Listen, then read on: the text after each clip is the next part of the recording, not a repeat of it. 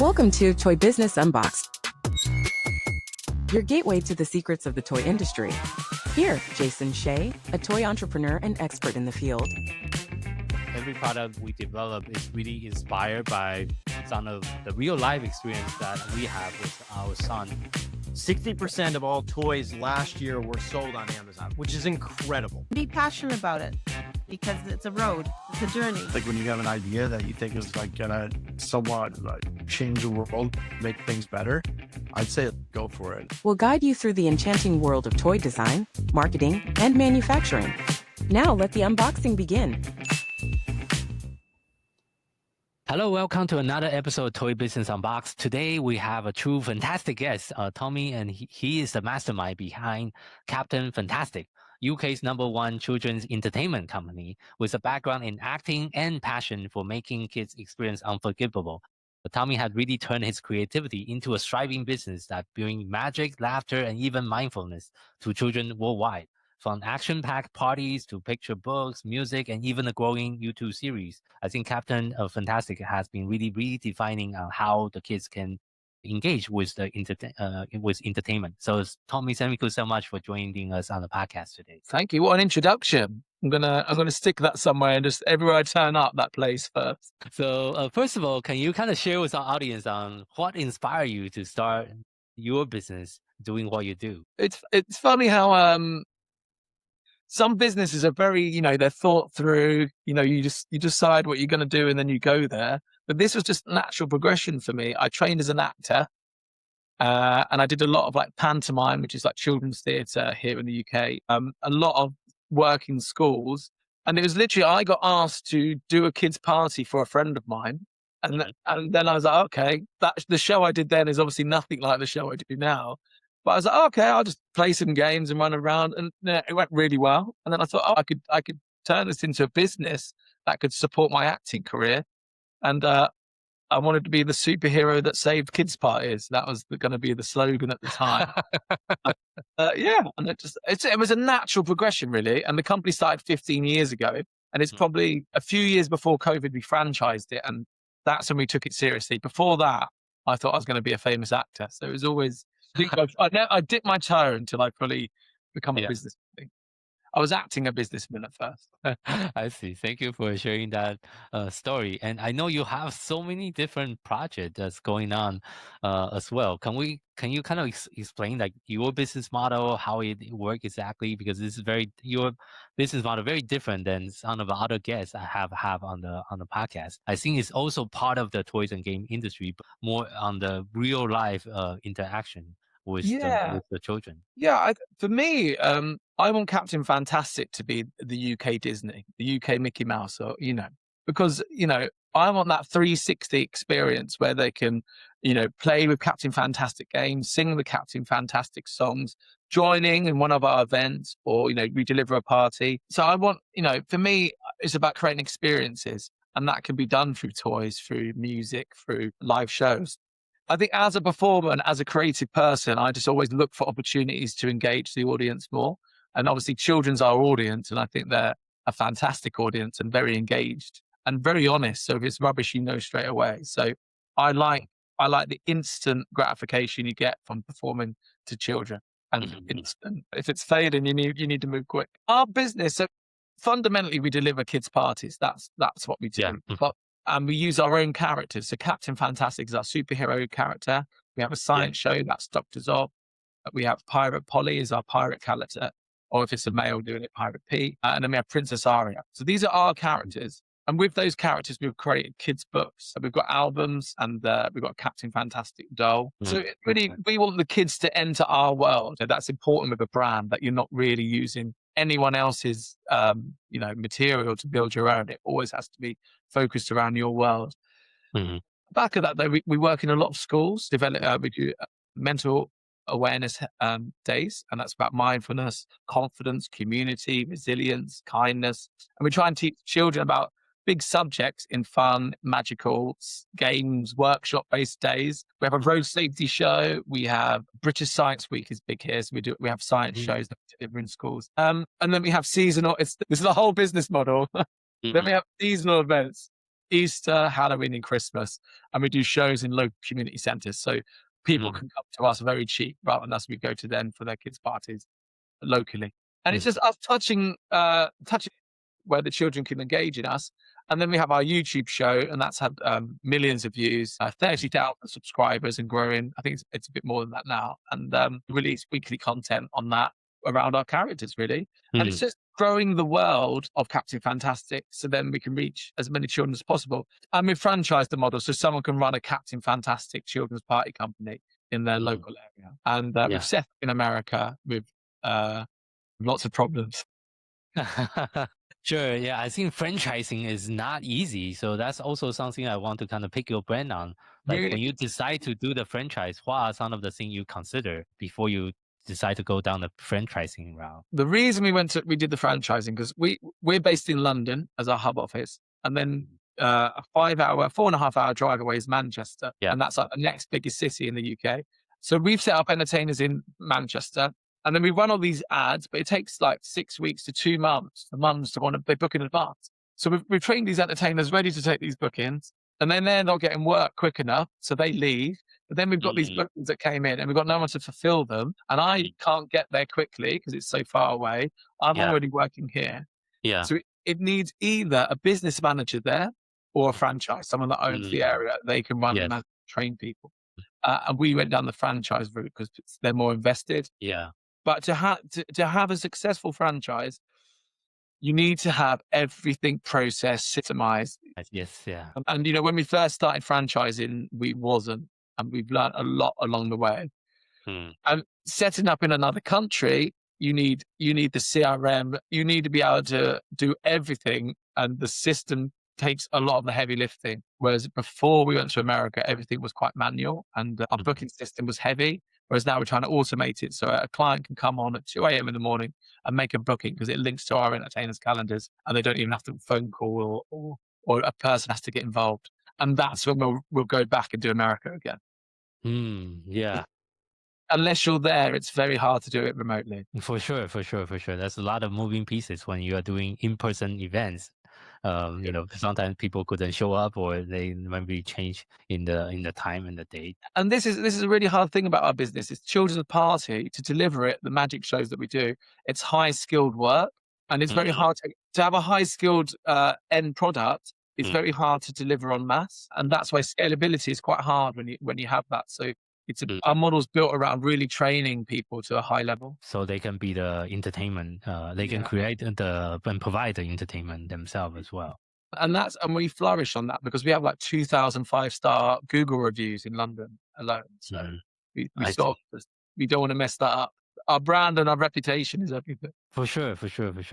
And you have entertained thousands of kids through your parties. What have you learned that has been truly able to capture the attentions that work well? The thing with children, every group of children is slightly different, but also, a 5-year-old will like what a 5-year-old likes. So it's that thing of being very adaptable and moving quickly. The best advice I can give is if a child is shy and quiet, you go to their level and then you bring up the energy. So if you're big and loud and they're shy, you'll ruin it. They don't want that. They'll get scared. They'll go within themselves. So you go down to their level and say, hey, it's your party. Have you had any presents yet? And you say, how old are you? 5, 55? Wow, you look good for your age. All those silly jokes. Or like high five, down below, too slow. But you go down to their level. But the opposite, if they come in crazy, super high energy, you have to match that energy and then slowly bring it down, talking quieter and slowing it down. Okay. And it's just really just playing like, it's being aware of what they're bringing, using that and then making it and then turning in what you want them to be. Because you're controlling a group of like 30 to 50 kids. You can't really be a teacher. You want to be an entertainer, a teacher, and like, a parent to them. Because you want them to have fun, but you still also want them to listen. So it's juggling those hats really quickly. Yeah.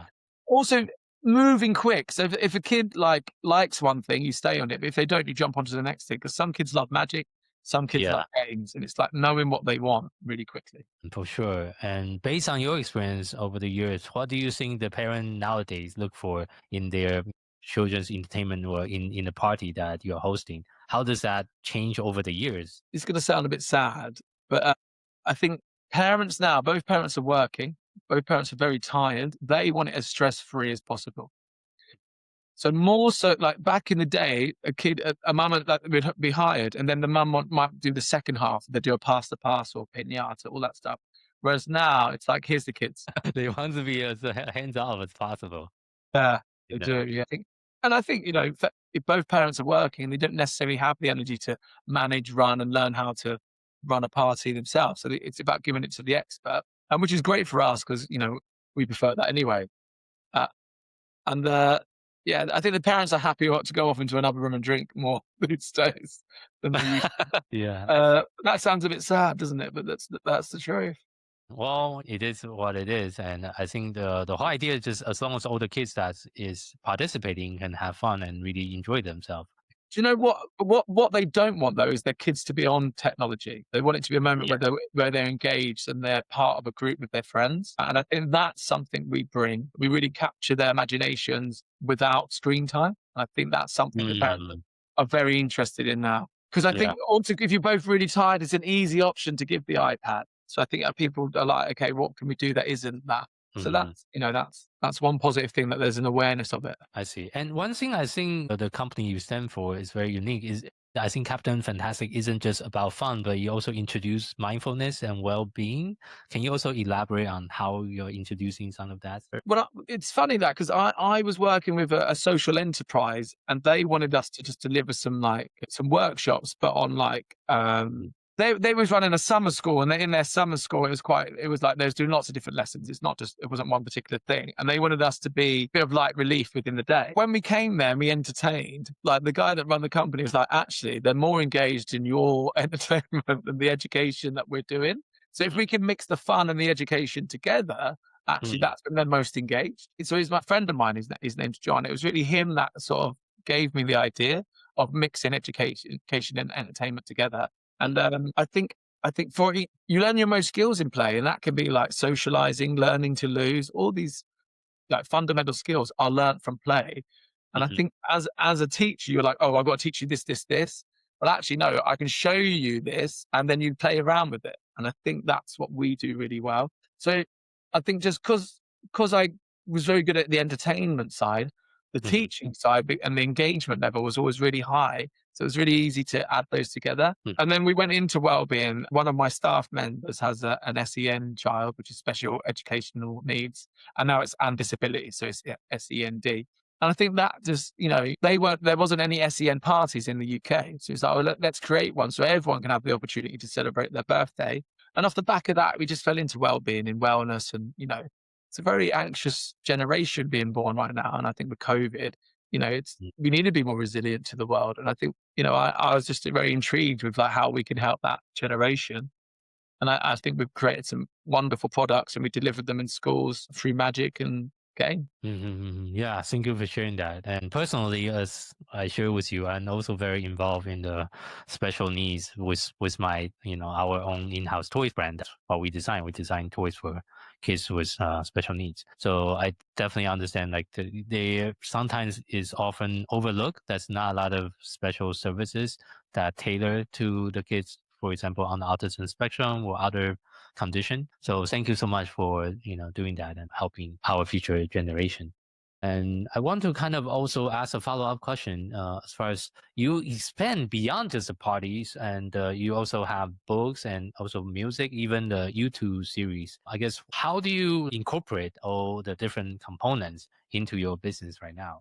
So at the parties, we all sing our theme song. We've got like a theme song and the kids dance to it. So it's just like dropping little drops in the ocean, isn't it? Like, oh, well, here's a song if you want to sing to it. It's on Spotify, and then there's 3 different albums as well that you can listen to. And at the end of the party, do you want to carry on the party? Feel free to watch our YouTube show. And then it's just building that brand, because with a party you only book it once a year, so it's not a product you sell again and again. And there's only a finite amount of time, like between 1 and 11 years old, will a child have a party. And then they go off and do cinema, bowling, and all that stuff. Yeah. So we just want to be in their mind and them to fall in love with our brand, that they might book a different, like a disco party with us next time, or a challenge party, or a games party, or sports party, etc. So it's just being in the kids' psyche, so they come back to us year after year. Mhm. And, what are the most successful toys? It's the ones where there's a brand involved, like a children's show. Frozen was huge, wasn't it? Elsa Yeah, toy, yeah. massive. And it's because the brand develops the want. And if the want's there, you could sell again and again and again. So that's why we've gone into that world. Yeah, and that's actually my follow-up question. Are you also working on creating your own toy line that go alongside with Captain Fantastic as well? Well, the thing is, we've done too many things at once. And I think this is the problem of the creative mind. Like you're always like, let's Yeah. do this, let's do this.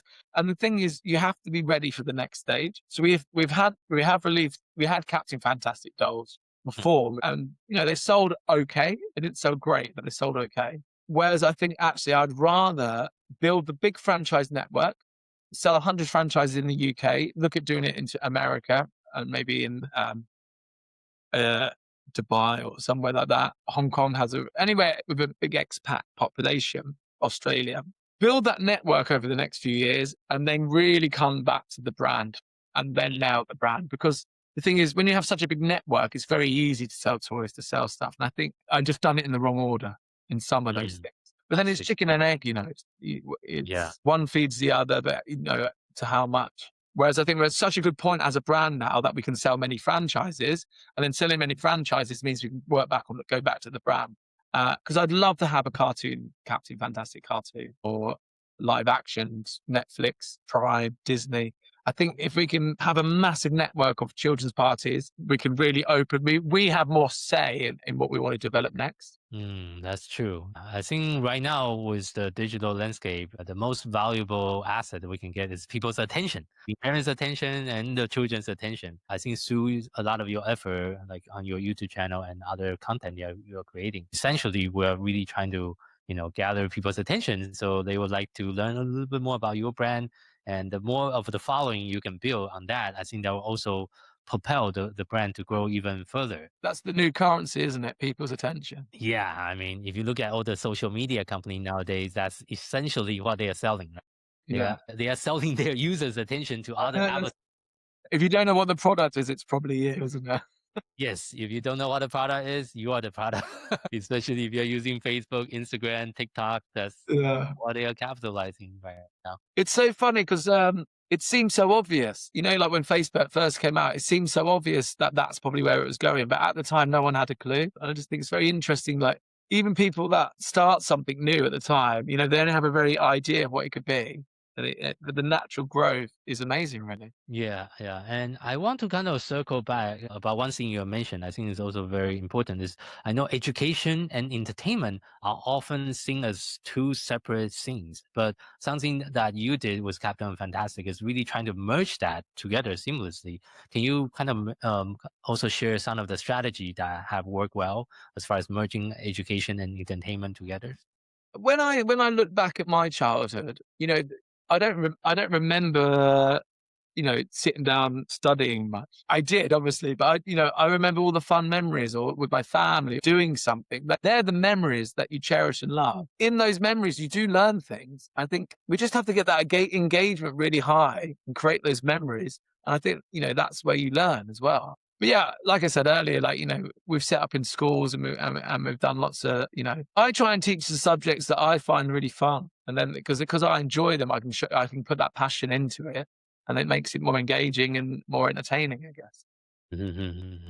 I don't know. I think I just think reading a textbook, go to page 3. It's just so boring. I never when the teacher is really excited about it, that was entertaining. Like a really good teacher is entertaining. And I just think that's why we have to put those things together. And many children learn differently. Some people learn by how they listen. Some people learn by doing it, by seeing it. I think we're trying to create an experience, and that's one way of teaching as well. Yeah, for sure. As a better summary, I should have gone with that first of all. So, and one thing you also mentioned is you're working on expanding into US right now with your franchise and your business model. Can you kind of share a little bit of what it's going to look like for our audiences in US? What can they expect? And are you how many state or city that is currently available in US? So we're in California at the minute, and we've got 4 entertainers there. So it's very small, and it's doing what we do here. but obviously a lot of their parties are outside and a lot of our parties are indoors here. And a lot of people like to do it on the beach. So it's just adjusting slightly to, be outside, use a lot more battery equipment rather than, plug-in equipment. And then obviously if you're on a beach, kids can run. So it's about, creating it, having things that quickly get kids back, playing games that keep them together. So everywhere you go, there's going to be a little tweak of how you do it, but we're still delivering the same, product. And I think, why is McDonald's successful? Because what you get at McDonald's wherever you go. You're not going to the steak. You're not going, and you're not going to have it rare. Do you know what I mean? You go with burgers. The way you customize it is by adding fries, adding a milkshake, adding the coffee. And that's what, we're trying to get that formula in America. And I think what we've learned by going to America is that 5-year-olds want the same thing, but you have to tweak it slightly. Like we have a lot of jokes here that don't work for an American audience. But that's more for the parents anyway, because we try and entertain the whole room.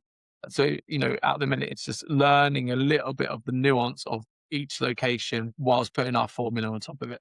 And then it's really, it's making sure our website is the best website it can be for that location, and it serves that location different, because obviously the wording, the SEO all needs to be different for America. And then it's working out. We do so much work in the UK schools, then it's working out what's the American curriculum so we can go in and tailor it to that. A little bit different. We thought we could copy and paste and take it to another country, and we realized we can't. There's quite a bit of nuances, and also it's different from state to state as well. So what we need to do is learn, because we want to be able to do this in other countries, not just America, but is learn that is like what framework is needed and then what we put on top of it, everything, so we can do it quickly. Because everything is about doing it quick and doing it efficiently, because you don't want to keep doing the same thing again and again. And that, as a business owner, that's what irritates me the most, is when I'm doing the same thing again and again. Because if I can do it again and again, someone else can. So I should delegate that to someone else, and then I go and do the thing that needs to be done once, write out how it's done, then get someone else to do it, see if they can follow that. If they can't, then we have to relook at that procedure, get the procedure nice, give it to someone else, then do the next thing. Because if you're doing the same thing all the time in your business, it's not growing. Yeah, I agree. And I think actually one thing I want to add to that is, for those kind of processes, when we also do some of the internal review, we're always looking at the processes and see if we can either eliminate it altogether, automate it, or if we could automate, then we have to delegate. That's kind of the 3-stage process we go through, because sometimes it doesn't even need to be done anymore. We're actually creating value. Why are we doing what we're doing? Because, some other people have been doing it for years. Doesn't mean we should keep on doing the same thing. So this is quite interesting, actually, because if you don't give someone a job description, a very clear job description, they will make their day really busy. It will look so busy, but is it the right busy? That every hour needs to contribute to growing or generating wealth. And and automation is easier than ever before. I think it's actually a lot cheaper now. Before we had to go customize, it's probably done already, whatever you want to be done. Yeah, that's a lot more tool on that. With AIs nowadays, there's definitely a lot more tool. We're developing an AI. When you're on one of our franchises, it's the first time they've ever done a booking. The AI will prompt them with what to say, and it will also listen to them, and they think they need to be a bit more friendlier or speak slower. Oh, nice. It will come up and tell them what to do. Oh, nice. That's very helpful. It's very much phase 1 in discussion. It looks positive, but how crazy that's possible. Like, do you know what I mean? Like, a year ago, I never would have even thought that was possible. And in 6 months' time, that probably will be developed. So I think it's just amazing. Yeah, it's definitely evolving, changing really rapidly. And we as business owner, we in the industry, we really need to kind of learn what is going on and really try to adapt and modify our business accordingly. So, and as we're wrapping up today's interview, the final question I want to ask is, what is next for Captain Fantastic? What are some of the new projects that you have on the horizon that you're currently working on? I don't stop. Maybe next is to have a relax, Like I said, I want global domination on the children's party scene. So I would love to be able to copy the model and take it to other countries with ease. At the minute, it's too hard. So it's learning how to do that. So that's the immediate future. And then my dream is to have a Netflix Prime Disney show, because that is the asset of any entertainment, is show that people love and know, like, trust. Because then instantly everything else falls into place. If you've got a show and you've got a franchise model, people are just going to buy it because you've got the show. Yeah, that's true. Yeah. Because you've got that show, you can open up a theme park, you can open up a day nursery, whatever, on that name. The name has just so much power there. Yeah, thank you for sharing that vision with us. So, for our listener, where can people find you online? Where's the best place for people? If you write Captain Fantastic Kids on Google, you will come up on YouTube, Instagram, everything. But our UK site is www.captain-fantastic.co.uk, and cfparties.com is the USA site. But we're going to change that. We're changing that. USA needs the magic dust put on it. I see. Well, make It sure. was hard. It was harder than we thought, guys.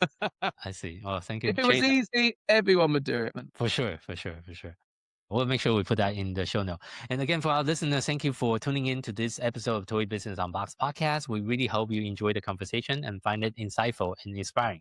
If you like what you have heard, be sure to subscribe to our podcast on your favorite platform so you never miss an episode. We really appreciate your support and we'd love it if you can leave us a review and share the podcast with your friend and colleague.